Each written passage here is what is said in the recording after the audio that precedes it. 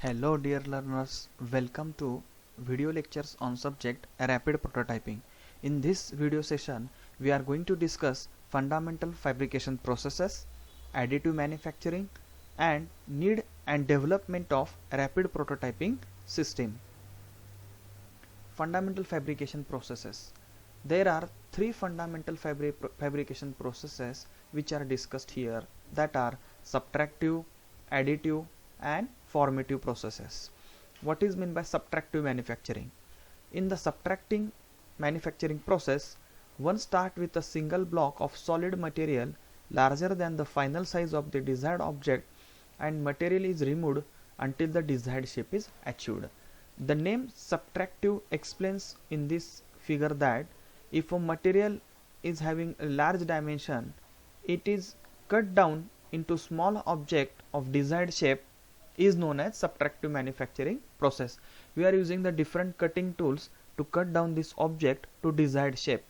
Examples of this subtractive manufacturing are milling, turning, drilling, planing, grinding, laser cutting and water cutting. So in these processes, the material is cut down to the desired shape, so it is known as a subtractive manufacturing. Additive manufacturing. In additive process is the exact reverse with the subtractive manufacturing. In the process of additive manufacturing, the end product is much larger than the material when it is started. The material is manipulated so that successive portion of it combine to form the desired object.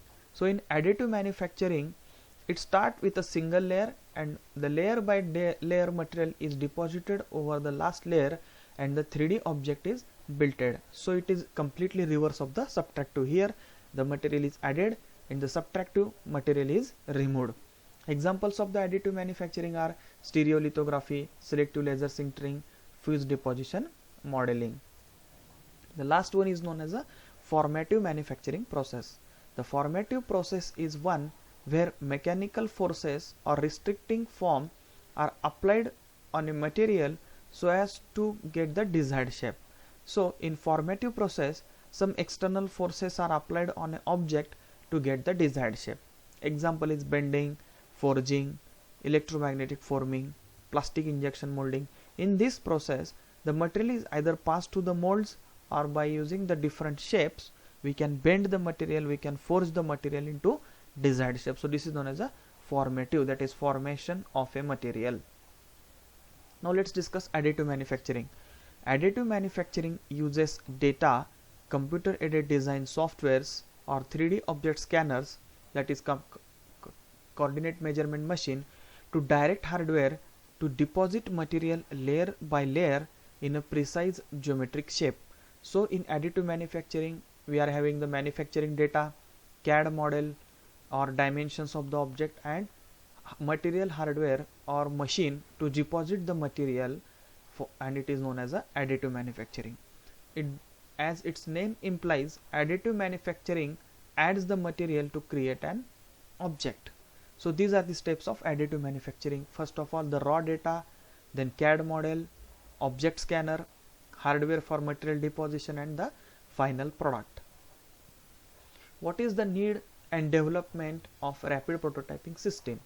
So first is need of rapid prototyping system. A new product development is a complex, costly and time consuming process.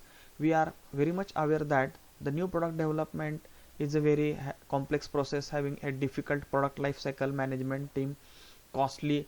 The product development is very costlier process and it takes lot of time. So it is a complex, costlier and time consuming process.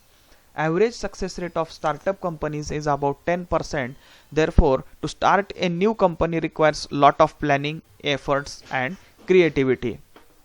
We know that average success rate of a new company is only 10%, means 90% of the company fails due to the wrong planning, wrong efforts or lack of creativity. Traditional design ideologies requires that engineer has to construct a variety of physical prototypes to state and evaluate the design concept. So in traditional design technique, we were creating number of prototypes and we are conducting the different type of tests such as destructive type of tests to evaluate your design. Due to the nature of such process, design and analysis of a new product becomes very time consuming and expensive. So building the different kinds of physical prototypes, taking the tests and evaluate the design takes lot of time, and it may carry some cost, so it is expensive. Therefore, a traditional product design approach often yields a very long product development time, and in current era of business, we need to shorten this product development time. Currently, new technologies involving rapid and virtual prototyping are revolutionizing the way of products are designed. So in current era, rapid and virtual prototyping techniques are working to reduce this product development time. Prototyping helps to quickly develop a product by providing a good tool for problem solving and can validate a concept. So prototyping helps for the development of a new product by a good problem solving technique to validate the concept. So let's understand what is meant by rapid prototyping. A prototype is a first or original example of something that has been or will be copied or developed. It is a model or preliminary version. A prototype of supersonic aircraft is shown over here. So while developing a new product, we have to develop its prototype. Prototype is the original and first model.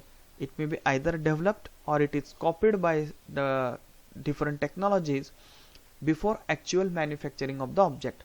Suppose you want to manufacture a supersonic aircraft, we have to originally first design its prototype, we have to develop its prototype, we have to visualize that prototype, and then only it is possible to go for actual manufacturing. Thank you.